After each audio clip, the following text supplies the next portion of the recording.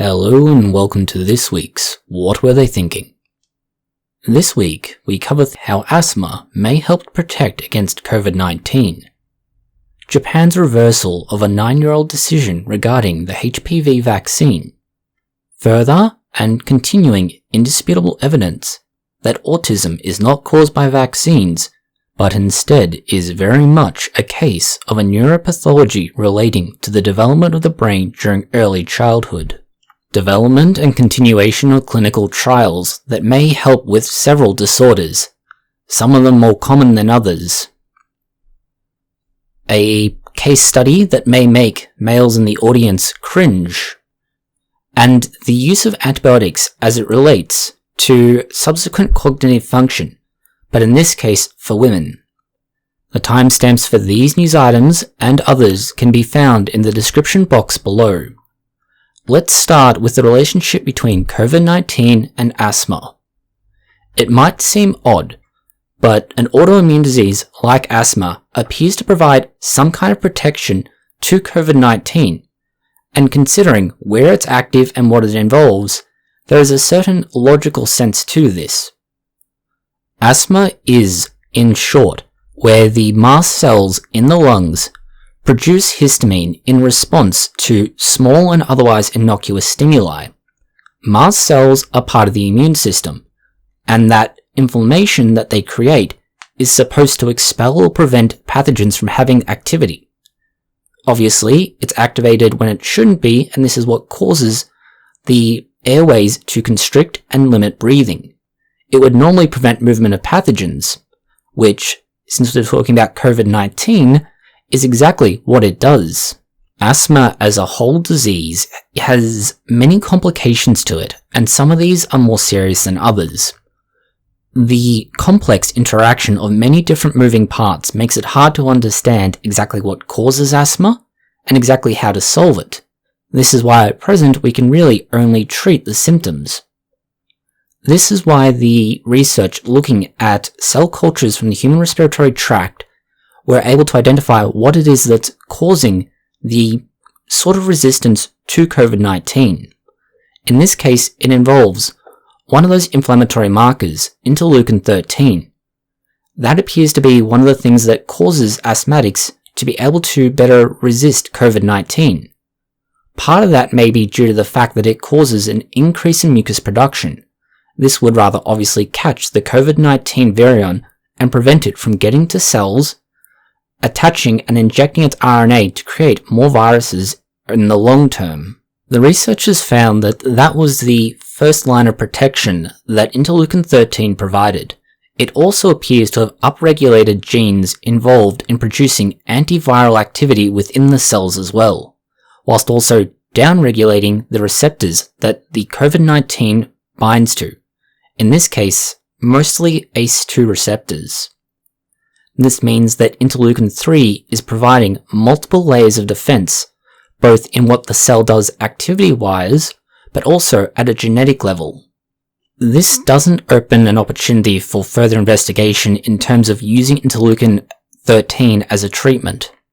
Its activity at a physiological level is non-specific. This can in turn lead it to creating inflammation and other effects. It may, however, open pathways for treating COVID-19 symptoms and effects through modification of the pathways involved or activated by interleukin-13. In other virus-related news, Japan has reversed its 9-year-old decision to stop giving out the HPV vaccine.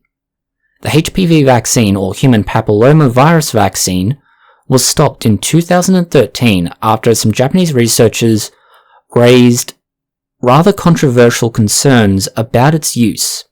These concerns have long since been debunked. Unfortunately, Japan's health ministry didn't reverse their decision when this was initially done. They've taken a very conservative approach, which is surprising given Japan is the land of anime. As a result, their decision to now reverse it has effectively cost 9 years of protection to people. 9 years in which most of the rest of the world has been able to drastically reduce the incidence of cervical cancer and other cancers that are caused by the human papilloma virus. As the article itself notes, that in the roughly 6 years between 2013 and 19, there would have been a further 25,000 cases of cervical cancer occurring due to the cessation of the vaccination program. This would also cause 5,700 deaths. And that's just related to cervical cancer. The HPV vaccine also has effects on other kinds, such as throat and penis cancer. The effect of this decision meant that they went from nearly a 70% acceptance and utilization rate of the vaccine to a less than 1% rate. And that's because the government was no longer backing it up, and all vaccinations were being done voluntarily. With the government now backing it for all women aged between the ages of 12 and 16, it's likely that Japan will hopefully get back on the road to being able to distribute this vaccine and seeing the extreme benefits of doing so. In a tangential piece of news related to vaccines, it's the identification of what parts of the brain structure might be behind some of the biggest parts of autism. We've already established in past videos that autism can be identified in children before they're even born through imaging of fetal brains. We've also explained how the brain continues to develop in a particular way until the child reaches about 4 years old. This very clearly indicates that there is most definitely a neuropathology at work. This runs completely contrary to the anti-vaxxer claims that vaccines cause autism. This most recent piece of research only further adds to that. What they found was that the amygdala itself was growing much faster in babies who were diagnosed in autism. These children were given a diagnosis at age 2. This means that they had had relatively few vaccines and that their brain development had been clearly established.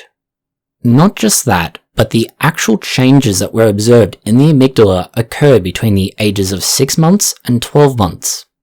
This is before the behavioral symptoms begin to be observed that lead to a diagnosis of autism. The location in question shouldn't be a huge surprise for anyone who has familiarity with how the brain is structured and what some of these structures do. The amygdala is particularly important when it comes to processing things like emotions. This means that, rather obviously with children who have difficulty with understanding emotions, any alterations to this structure would be exhibiting the kind of symptoms we see in autism. It also has relevance to things like fear and interpreting facial expressions, the latter of which is most certainly something that children with autism have as a symptom. Because of the relatively small size of this study, about 400 infants, we do need to be a little bit careful with what they found. One of the reasons is that they had to begin picking children based on a family history of autism. So they had 270 children in that group, 109 who should have developed normally, 29 with Fragile X syndrome, which is a genetic disorder leading to things like developmental and intellectual disability. Their brains were scanned at 6 months, 12 months, and 24 months. The children who were diagnosed with autism by 24 months all exhibited the same development in the amygdala that the children in the normal and Fragile X groups did not. The amount of growth in the amygdala was also associated with the severity of symptoms. This means the greater the growth and development in the amygdala, the more severe the symptoms of autism were. Going from one condition to another, this time butterfly children. Butterfly children is a colloquial term for a disease that affects the skin. It's properly known as epidermolysis bullosa. It's an inherited condition that causes the skin to be incredibly fragile and will become damaged at the slightest touch, whether that's pressure, rubbing, or anything else. The butterfly term of this comes from the fact that a butterfly's wings are similarly able to be damaged. Some of the most mild forms of this condition will improve over age as the child grows, but there's no cure for it, and it is generally considered to be something that will ultimately be fatal. Some therapies have shown effect, such as stem cell therapies, but these are expensive and experimental. This means understanding what's happening and why might be able to better interrupt what occurs and prevent the undeniable end of the line for these children. Treatments are another option, and preferably cheaper treatments that work. This is where a gel comes in. It's a topical gel that can be applied regularly, and by doing this, it replaces some of the genes in the area that are responsible for the creation of collagen. Collagen is an important protein for keeping the skin and the area under it intact and well supported. If you have had any opportunity to see beauty therapy or beauty product advertisements on television, you'll see that they often claim that whatever they're selling will support collagen and create plump, healthy skin. While the benefits of those products are highly questionable, this is a therapeutic dose, and since it's considerably stronger and more targeted, it's likely to be effective if it works as intended. The topical application of this gel is interesting in how and what they've gone about doing. The first part is that it injects a small gene in there, which is intended to create the protein in question. It's also been modified so as not to be able to spread to other parts of the body. This means it only provides the production of collagen in the area it's applied to. This ensures that it won't spread anywhere unintended and lead to viral issues there. The spread of a virus around the body does somewhat increase the risk of cancer. By limiting its spread and ensuring that the area heals over quickly and effectively, minimizes the risk of cancer arising from the skin being damaged on a regular basis.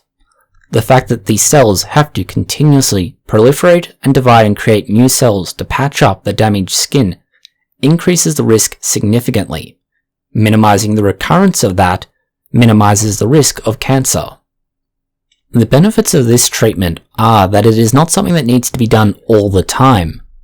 Rather, it's a once-a-month dose of the gel, and this allows the wounds that have occurred to heal and remain healed, rather than be at risk of continuing to reopen. Another drug-related piece of news that may interest you is related to alopecia. Alopecia is the loss of hair, and its proper name being Alopecia Areata. The strange thing here is that the drug is not new. It is in fact the repurposing of a existing and relatively common drug used for arthritis. You would imagine that the loss of hair and the destruction of collagen in bones wouldn't have a lot in common, but it seems that at least the either unintended or unexpected off-target effects of this drug can help with hair loss. Depending on which kind of arthritis we're talking about, it can be considered a kind of autoimmune disease. As a result, if the body has been using a drug that regulates it, and with alopecia areata being another autoimmune disease, that drug might have a similar effect. This means that there is some commonality to the two diseases in terms of how one might be able to help with the other. That's where the clinical trials for the baricitinib drug have found it works reasonably well. About 1/3 of patients who are using it seem to be able to retain hair and minimize their loss. At least with alopecia, the biggest concern is, to a certain extent, the social stigma, discomfort, and stress that the person experiences from it. By itself, it may predispose them to other conditions, but alopecia alone won't cause their death. It just makes their life very hard. This would be one way of helping to significantly improve their quality of life, simply by taking one otherwise common drug, which should be cheap, easy to access, and being at least pre-approved for arthritis, much easier to get approved for this off-target or off-brand use, would be able to significantly improve their quality of life. Not just has this research shown that it works, but that it requires a reasonably small dose at 2 milligrams and up to 4 milligrams. At the lower end, it's not as effective, but still reasonably effective for what it is. At the higher end, there is nearly 35% of the patients had near to no hair loss. Let's go from clinical trial developments to a case study. And it's the case study of a 35-year-old Hispanic male who went to hospital with extreme pain in his penis and scrotum. This pain was caused by the man injecting cocaine into his penis. The pain shouldn't come as a surprise when we tell you that his penis was swollen, black, ulcerated, and oozing. Why he thought intravenous drug use with his penis was a good idea is something we can only speculate towards. One theory might be that he was trying to avoid any obvious signs of drug use. Others would be that he was simply stupid.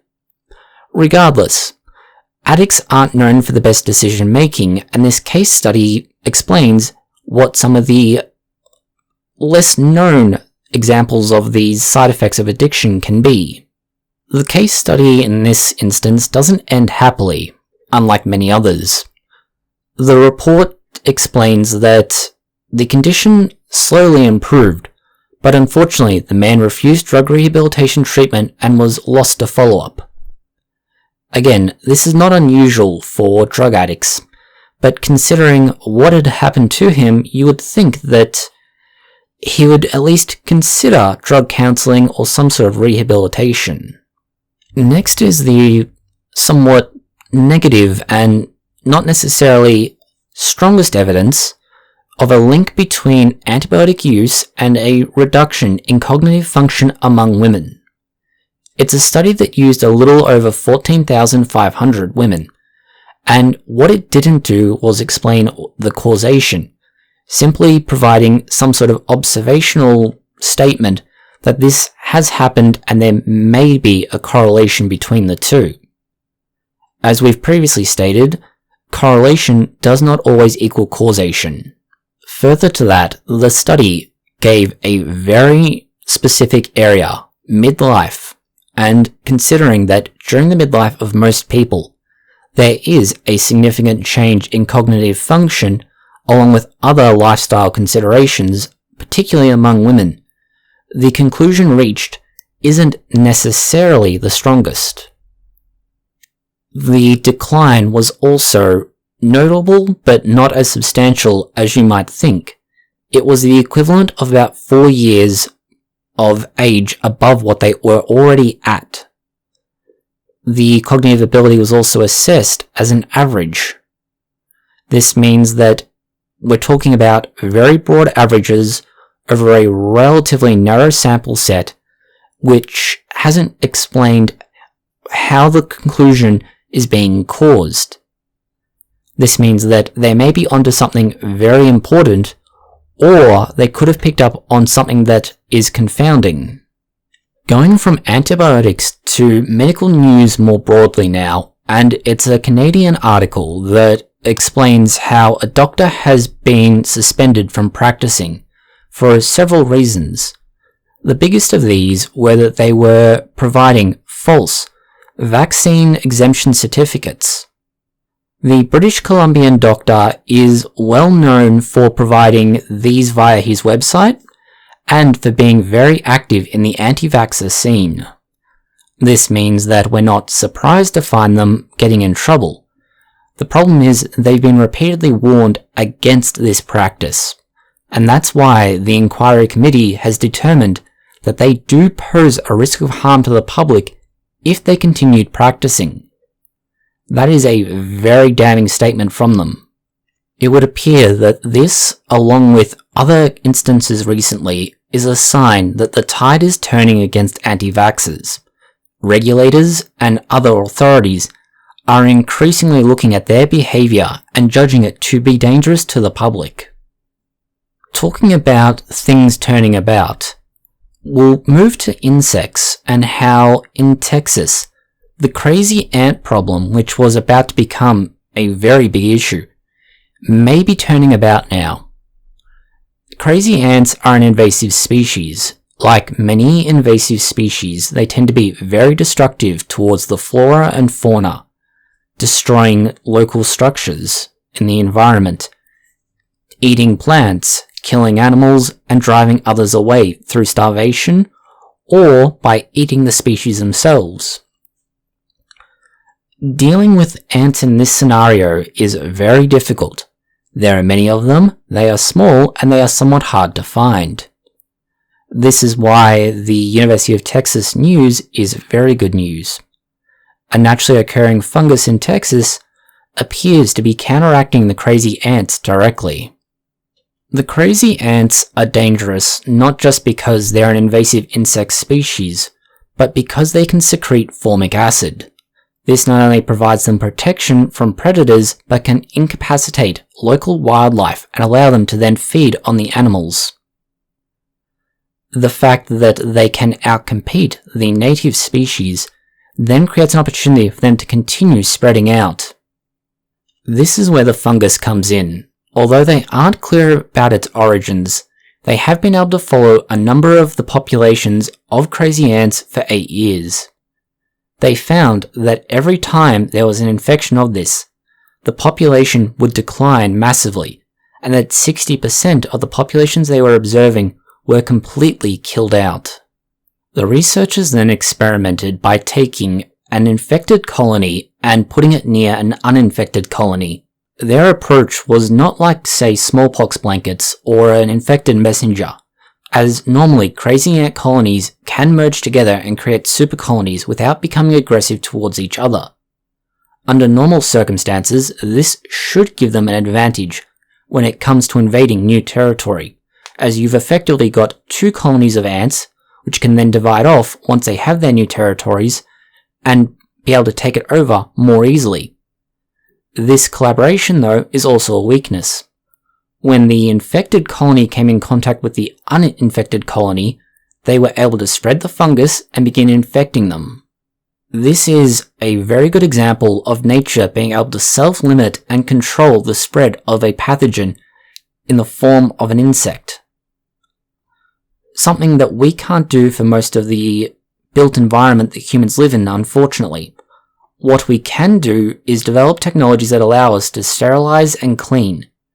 This is where a new ultraviolet light would be extremely useful, especially when we're talking about airborne pathogens. Ultraviolet light is something that you should be familiar with. It is the primary cause of both sunburn and arc flash. There have also been instances in the past where UVC lights were used in installations because they allow for the fluorescence of certain products to be stronger. They also caused individuals to experience intense eye pain and complications. The reason all of this occurs is because UVC can cause damage to DNA and RNA. This leads to whatever's been affected generally experiencing death or destruction. Sunburn is exactly that. Cells that have been damaged irrevocably and so are unable to be repaired and undergo apoptosis. UVC is used in the same way for packaging of food to keep it sterile and other products that need to be kept as clean as possible. At the moment, any technology that allows us to more effectively keep pathogens out of the air would be seen as a welcome sight to many. The challenge is, how do you develop a UVC light that doesn't cause harm? This is where far UVC comes in. It is a particular subset of the UVC wavelength, normally created via krypton chloride, that allows it to do exactly what UVC normally does, but to minimize the risks to the human skin and eye. The environment they tested this in was a roughly 4 by 3 meter environment meant to simulate the size of a hospital room. They then sprayed in Staphylococcus aureus, and 98.4% of the pathogens that they aerosolized in the chamber were destroyed after a few minutes. The advantages of this technology over others are plenty, but so are the limitations. For this reason, this is a very early stage in the pathway of developing UVC technology that effectively allows us to sterilize the environment and hopefully prevent some of the more noteworthy experiences of the last few years with COVID. The final piece of news we have for you is both animal and food and drug related, specifically coming out of the Food and Drug Administration. They have entered into a court order against a company that was making raw animal food. Raw animal food is a big problem, primarily because it tends to be full of unwanted pathogens. Things like Salmonella and E. coli, for instance. The fact is, if food is not processed correctly, the food itself will often contain these, and the processing methods may increase the population of the pathogens. That's why the consent decree, or a permanent injunction against the manufacturer, means that they can no longer do this, and it means the FDA is more aggressively following up on companies that are following practices like this that could lead to pets dying due to being effectively poisoned, or at least infected, with these pathogens. Following the consent decree, the company that was making this food for pets can no longer continue to make or distribute its products as a result, or at least not until they've taken corrective action to resolve all the problems the FDA found with what they were doing. That's all the news we have for you this week. Thank you for watching. If you found it interesting, consider liking, sharing, and subscribing. Please post any comments, questions, or suggestions that you have below.